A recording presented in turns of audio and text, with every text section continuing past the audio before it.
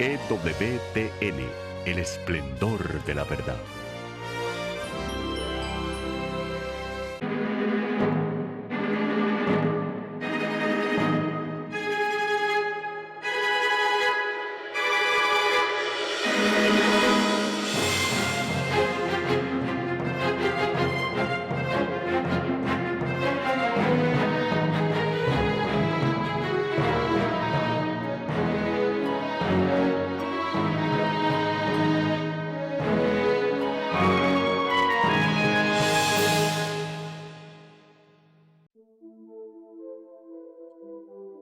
Bienvenidos a este último programa de nuestra serie El demonio de la asedia. Quiero dedicar este programa con ustedes a meditar sobre lo que los últimos papas, en realidad los papas desde el siglo XIX en adelante, nos han venido hablando sobre la civilización del amor y ponerla en la clave, para comprenderla bien, en la clave de la revelación de nuestro Señor Jesucristo, como el vivir como hijos, vivir como el Hijo. El Papa León XIII, en tiempos en que la economía se había hecho muy inhumana, publicó la encíclica Rerum Novarum acerca de las cosas nuevas, defendiendo precisamente una economía más humana, una economía que tuviera en cuenta al ser humano y que no explotara al ser humano en beneficio de la pura ganancia, sin otra consideración que la ganancia. Una economía que se deshumanizaba.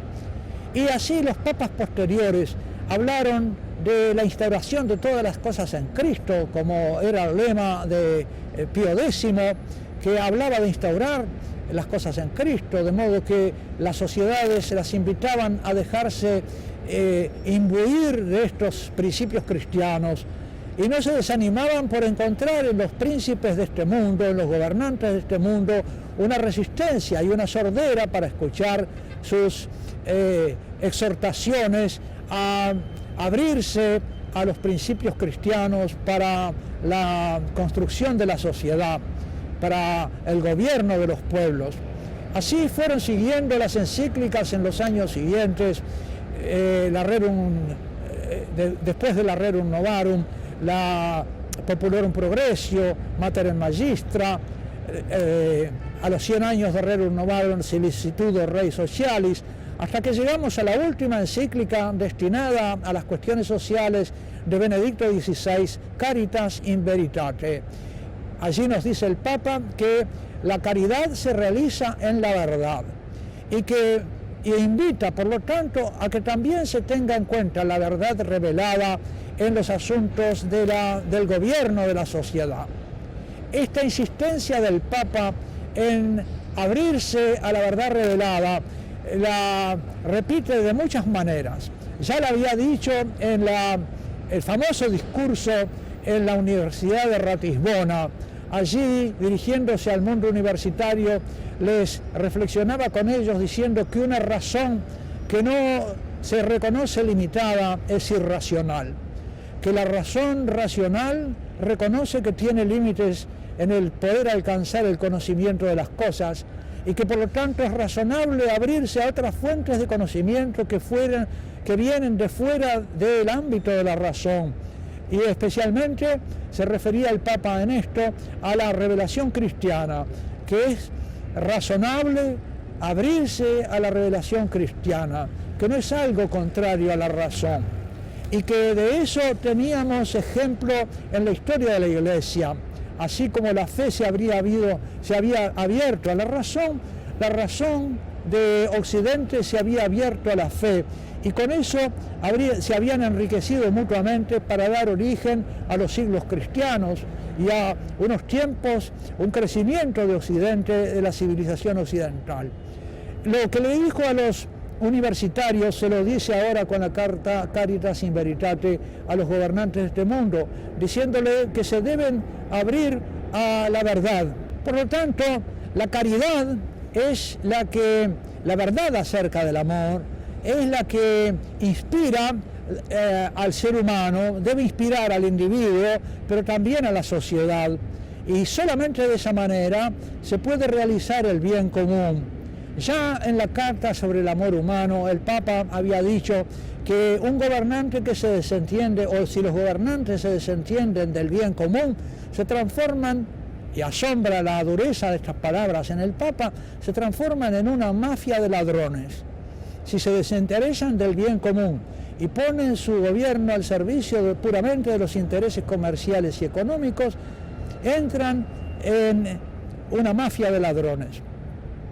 Pero esta civilización del amor de que nos habló Pablo VI, este reinado social de Jesucristo, que no tenemos que entenderlo como un mandato utópico de una instalación de un reino mesiánico sobre la tierra.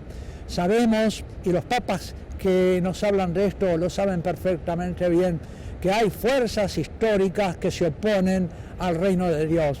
Ya el Papa Juan Pablo II en su carta sobre el Espíritu Santo había hablado de las resistencias que hay, resistencias históricas a la acción del Espíritu Santo, refiriéndose nominalmente al materialismo, como la ideología materialista es un obstáculo que se opone a la acción del Espíritu Santo.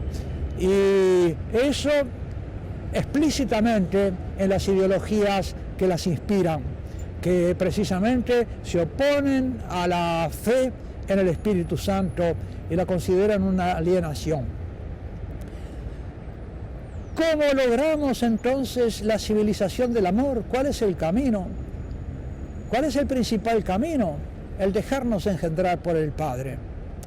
Que el Padre pueda construir con nosotros como piedras vivas esa Jerusalén celeste, esa casa de los hijos de Dios que se va construyendo en la historia y que culminará en la Jerusalén celestial.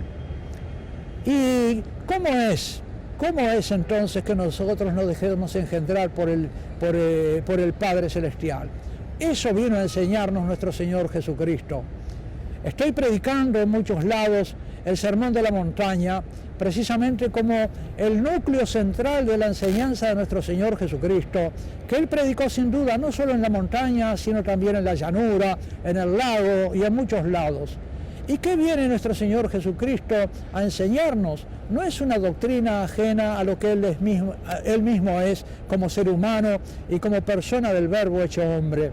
Es Él mismo, el Hijo eterno de Dios, que vive en su naturaleza humana, lo mismo que Él vive divinamente en su naturaleza divina, el recibirse del Padre. Es Dios capaz de recibir amor. El Padre es la fuente del amor en la Santísima Trinidad. Es Dios en cuanto es impulso de darse enteramente, sin ningún interés, sin ningún deseo de dominar, sino por pura donatividad. Por eso las desconfianzas frente al Padre, los miedos frente al Padre son irracionales, no son verdaderos. Solo puede tener miedo al Padre de nuestro Señor Jesucristo, tal como nos reveló alguien que está en la ignorancia o en el error. El Padre es deseo purísimo de donación. Se nos manifiesta en el Padre del Hijo pródigo y también que ama tanto al pródigo como al asedioso, al hermano mayor. Es el Padre. El Padre se entrega totalmente, pero no hay otro Dios a quien pueda entregarse. Solo puede entregarse a sí mismo. Y Dios, en cuanto que es capaz de recibirse a sí mismo, de recibir todo el amor que es capaz de dar, es el Hijo. El Hijo es, por lo tanto, receptividad divina, pura, de amor divino, que se entrega puramente. Y ese es el que se hace hombre, ese es el que toma una humanidad, y ese es lo que Él nos quiere venir a enseñar. Que también nosotros nos dispongamos, abramos todo nuestro ser y nuestro corazón para recibir ese amor de Dios en la plenitud de lo que Él quiere darnos y nosotros somos capaces de recibir. Eso viene a enseñarnos a nuestro Señor Jesucristo. Toda su doctrina se resume en eso. Desde el comienzo del Sermón de la Montaña, Él nos dice que Los hombres deben ver nuestras obras buenas filiales para glorificar al Padre, que nosotros no debemos buscar nuestra propia gloria, que si somos hijos viviremos para glorificar al Padre de quien lo recibimos todo, y que si vivimos así, entonces el Padre nos bienaventurizará. Las 8 bienaventuranzas son las obras del Padre con los que viven como hijos, y esa bienaventuranza que el Padre da a sus hijos redunda en gloria suya. Y hay una corriente entonces, como una especie de competencia, de rivalidad por quién glorifica a quién. Si el Hijo glorifica al Padre y el Padre se empeña en glorificar al Hijo. Por eso cuando el Hijo manifiesta en la cruz su amor de Hijo al Padre, entregándole su espíritu, entregándose totalmente en sus manos porque se reconoce totalmente venido del Padre, en ese momento el Padre también, como respondiendo a esa entrega del Hijo, le da vida nueva, lo resucita, porque no puede entregar a la muerte al que se entrega así al Padre. El Hijo se entrega totalmente: en tus manos encomiendo mi espíritu, y el Padre lo resucita el tercer día. Todo esto sucede, queridos hermanos, para nuestra enseñanza y para nuestro ánimo. Si el Padre hubiera querido instalar sobre la tierra una civilización del amor al modo mesiánico, el Hijo lo habría hecho. Pero no lo quiso hacer, para enseñarnos a nosotros que tampoco es esa nuestra tarea en la historia, que nuestra tarea es dejarnos engendrar por el Padre, y al Padre le corresponde decidir de qué manera nuestra docilidad le permite a Él actuar también alrededor nuestro, porque volcándose Él en nosotros, en sus obras y en sus palabras, será no nuestro plan, sino la voluntad divina y el plan divino el que obra a través de nosotros, obras que exceden nuestro conocimiento y nuestra capacidad. Nuestro Señor Jesucristo, verdadero hombre, se reconocía totalmente movido por el Padre. Dice en el Evangelio de San Juan: yo no puedo hacer nada que no vea que mi Padre hace.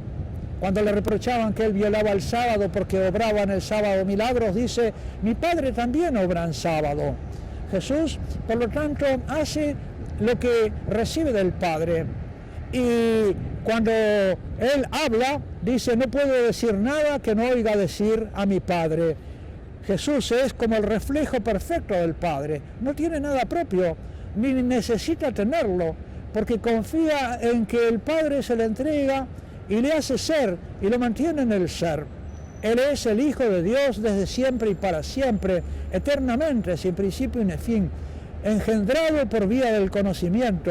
El Padre se conoce, y ese conocimiento perfectísimo de sí mismo es el Hijo. Él nos viene a dar a conocer al Padre. Jesús dice: al Padre nadie lo vio jamás. El Hijo de Dios, que vive eternamente, vuelto hacia el seno de la gloria del Padre, hacia el seno del amor del Padre, ese nos lo dio a conocer. Él es el revelador del Padre, pero nos lo revela si lo seguimos a nosotros en el proceso de la generación. Dice en el capítulo 19, versículo 28, el Evangelio de San Mateo, una promesa de nuestro Señor Jesucristo: vosotros, los que me habéis seguido en la regeneración, en los últimos tiempos, cuando venga el Hijo del Hombre, os sentaréis también con el Hijo en 12 tronos.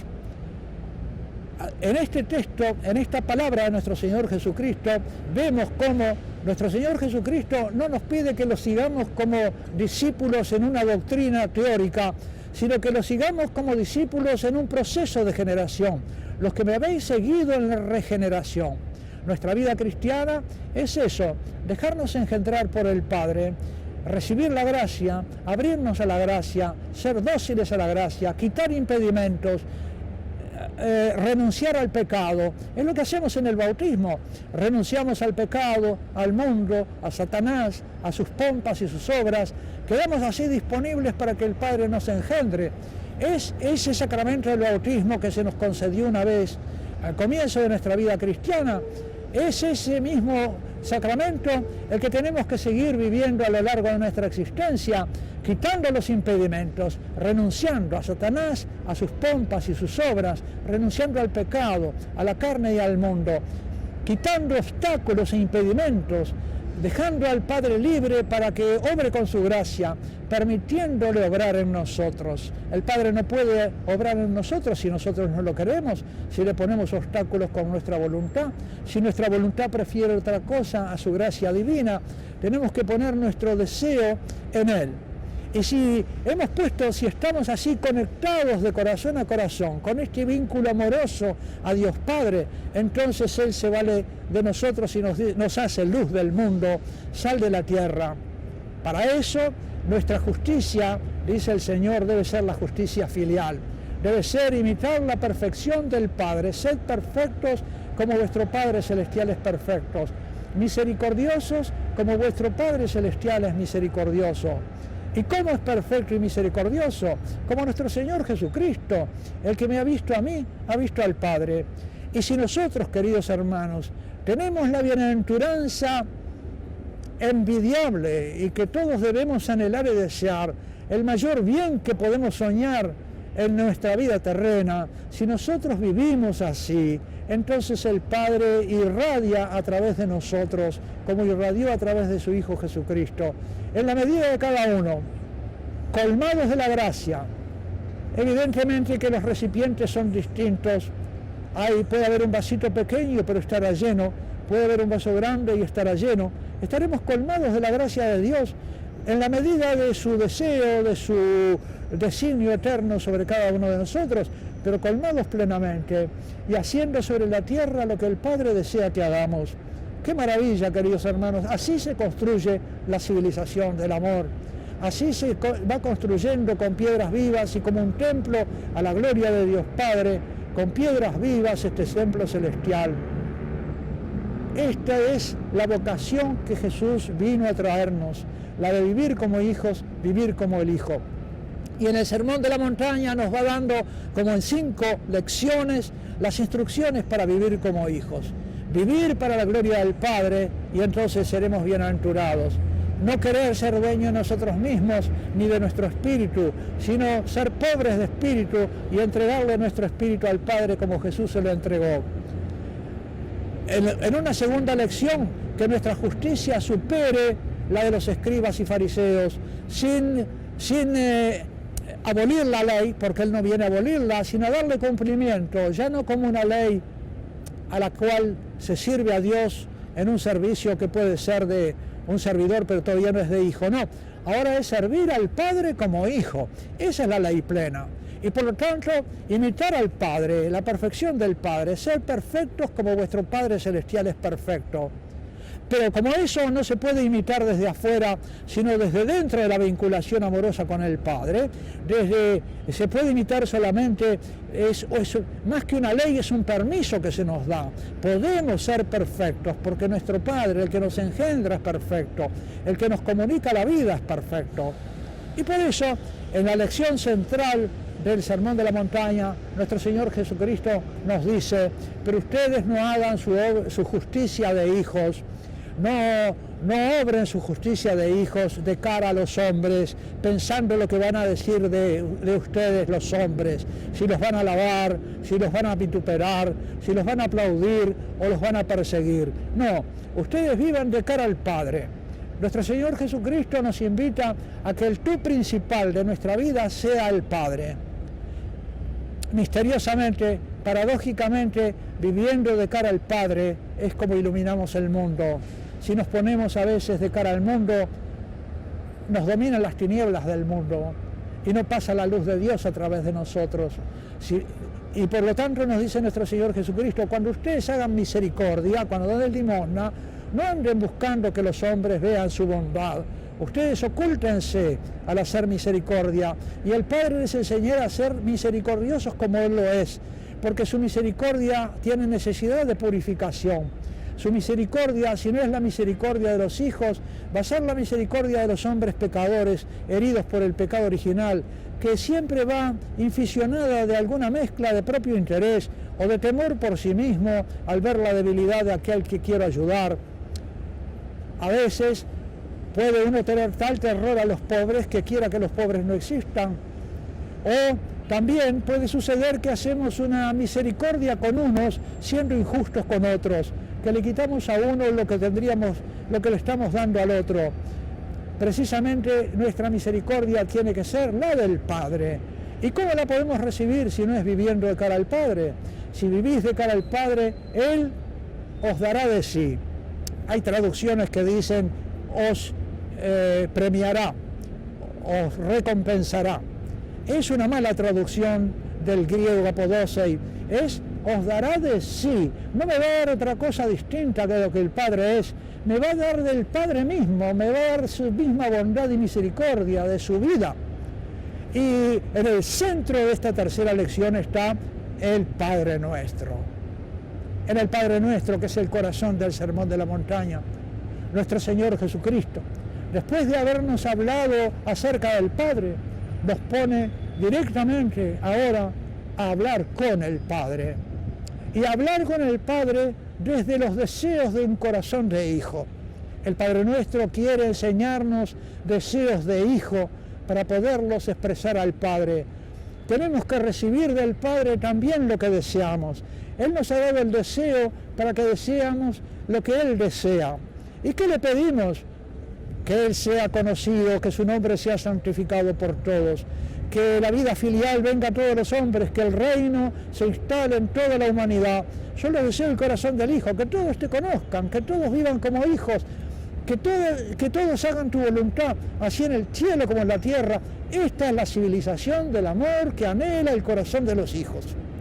Que venga el reino del Padre, así en el cielo como en la tierra, que se haga la voluntad del Padre. No hay un atajo para lograr la civilización del amor sobre la tierra, que no pase por este deseo de los hijos que le ruegan al Padre que Él lo realice. Después vienen las peticiones para nosotros, porque sabemos que estamos en peligro, porque sabemos que nuestro ser filial necesita ser alimentado por el cuerpo y la sangre del Hijo. Danos hoy nuestro pan de cada día, el pan de la Eucaristía, el pan de tu palabra, Padre, el pan de tu Espíritu Santo que nos hace hijos. Danos también tus consuelos divinos, manifiéstate a nosotros, dándonos a conocer, Padre, para que te conozcamos como hijos. Y perdona nuestras ofensas, las nuestras, las que más te duelen, la de tus hijos, nuestras desconfianzas, nuestros pecados, nuestras reticencias, nuestros miedos. ¿Cómo es posible que tengamos miedo al Padre? Y sin embargo, Padre, hoy en día, qué poco se habla de ti, a veces qué poco incluso en las predicaciones de algunas confesiones cristianas, pero también en la Iglesia Católica, a veces tú pasas a un segundo plano. Se habla de tu Hijo Jesucristo como Cristo o como Jesús, o incluso como el Señor, pero sin poner de relieve que es el Hijo que nos manifiesta al Padre. Perdónanos estas ofensas, Padre, de vivir de espaldas a ti y no conocerte lo suficiente, de no nombrarte, de no anunciarte a los hombres como la vida, la fuente de la vida. Y no nos dejes entrar en la tentación saliendo de la condición de hijos, porque nos acecha el malo, líbranos de él. Estos son los deseos filiales que Jesús nos enseña. Son lo que tenemos, pero ahora de tú a tú con el Padre. ¡Qué maravilla! Hemos sido introducidos, iniciados en el diálogo con el Padre, queridos hijos, y ahora podemos pedir, como dice en el sermón, pedid y recibiréis. Todo lo que pedís como hijos, el Padre os lo va a conceder. Todo lo que pedís como hijos, pedid la civilización del amor, claro que sí. Pedidla, deseadla, llorad sobre Jerusalén como mi hijo lloró sobre Jerusalén. Si conocieras el don de Dios, si esta ciudad conociera el don de Dios, lo que le está prometido, lo que le está ofrecido. Si nuestra madre Eva pecó por quererse apoderar del amor antes de que el amor le fuera ofrecido y dado, si quiso arrebatar el amor al margen de la libertad divina que iba a donársele cuando Dios quisiera y en el momento oportuno y predeterminado en su designio eterno, si Eva pecó así, sus hijos hoy pecamos por menosprecio de un amor que se nos ofrece. Desde el árbol de la cruz, el fruto del amor de Dios, el cuerpo del amor divino para alimentar nuestro amor filial nos está ofrecido. ¿Con qué indiferencia lo tratamos? Como los santos, San Francisco decía, llorando, saliendo de una iglesia, el amor no es amado. Me lo recordaba recientemente un amigo, esa palabra de, comentando estos temas, esa palabra de San Francisco: el amor no es amado, el Padre no es amado, la oferta del amor divino es menospreciada. Se da vuelta la cara, la mano tendida, como decía San Pablo: dejaos reconciliar, yo soy ministro de la reconciliación, Dios viene a vosotros como un suplicante a que os reconciliéis con Él. Y queridos hermanos, esta sociedad de la asedia está irreconciliada, es indiferente ante Dios, con una indiferencia que esconde el miedo, que esconde la aversión, la incapacidad de alegrarse en Dios, la tristeza y al fin el odio. Los mártires del siglo pasado en México, en España, en Rusia, en tantos otros lados, queridos hermanos, me asombran porque muchísimos de ellos murieron gritando: ¡Viva Cristo Rey! Si yo hubiera pensado lo que voy a gritar cuando me maten, posiblemente gritaré: no me maten. Y esto que gritaron nuestros mártires no era una consigna, no era algo que llevaban al martirio para que en el momento de estar frente al pelotón de fusilamiento pudieran decirlo, sino que era algo de lo que yo pienso que ellos mismos se sorprendían al sentir brotar de sus labios esas palabras, porque eran dadas por Dios, no eran una consigna, ni social, ni de la acción católica, ni un propósito propio, sino que era algo que el Espíritu Santo gritó a los perseguidores, por la voz de los mártires, para la conversión de los perseguidores. Les gritó que Cristo es Rey en la muerte de los suyos, que Él reina sobre esos corazones que llegan hasta la muerte. Esa es la civilización del amor, y está construida y sigue siendo construida con esos mártires. 140.000 cristianos por año, 140.000 católicos por año dan su vida por Cristo en situaciones de martirio, 1 cada 5 minutos. Así se está construyendo la civilización del amor sobre la tierra, y de ese reino que se construye con piedras vivas, que aman a Dios más que a su propia vida, más que a esta vida terrena, porque saben que el Padre les va a dar vida eterna.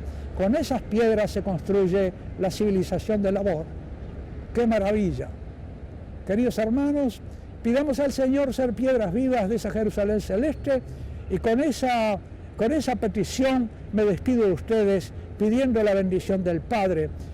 Que Dios Todopoderoso los bendiga, el Padre, el Hijo y el Espíritu Santo. No nos dejes caer en la tentación, en esta civilización de la asedia donde tú nos colocaste. Líbranos del malo, el príncipe de la asedia. Amén.